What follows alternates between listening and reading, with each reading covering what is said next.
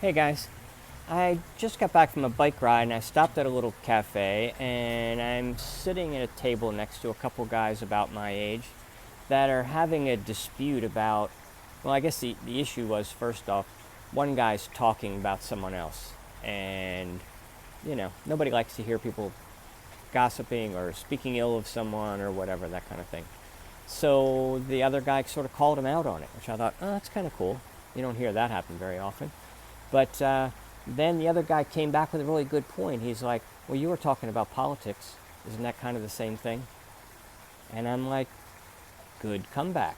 And thinking about that point, I don't know if I have the answer to all that, except to say that I think they are the same. Anytime you're talking about other people using he, her, him, she, they, that group, that political party, that whatever, you're barking up the wrong tree. That's a lot of wasted energy. Those are things you aren't going to change. If you want to really change what's going on in politics and others around you, then work on yourself and become more loving and understanding and compassionate and grounded and all that type of stuff. And the whole world will resonate a little better because of it. So, anyway, my point is, what was else I going to say? If you're going to have a conversation with someone, I feel it's always better to use I language. I think this, I feel this, I had this experience, I did X, I want to do whatever. So I'm afraid of whatever.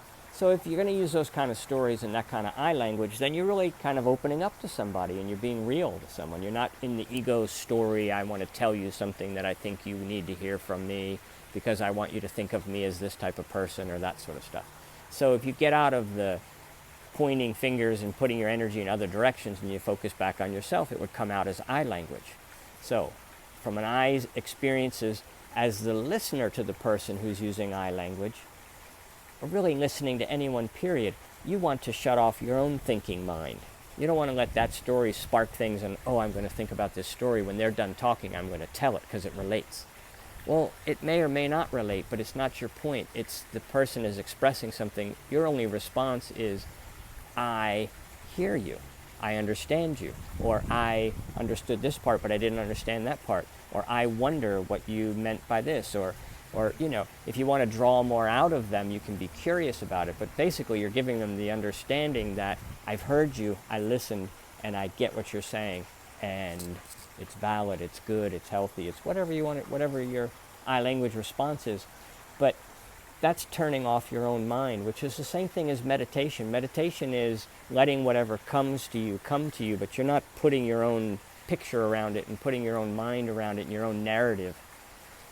So if you're going to get to that point where you can really sit and meditate for long periods of the day, why not just practice it as you're going throughout the day? Be a little more real in your language of using I language, and be a better listener and answering always yes. Yes, I hear you. Yes, I agree. And if your yes is the response to no matter what someone's saying, you don't have to think of your own narrative. You don't have to think of anything. You let them speak, you say yes when you're done, and then you see where the conversation goes. From that slower point, you might then come up with something more deep on your own side. And the other person's being real and you're being real. Now you've got a real connection. And from there, positive things can happen. Your mind relaxes and your body detenses, and your ego, main thing that I'm after here, your ego is dying back a little bit. It's not about me and my situation and what you think about me and what's going on wrong around us.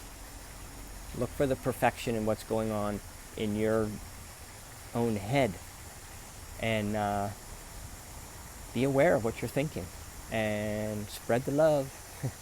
Anyway, love you guys. See ya.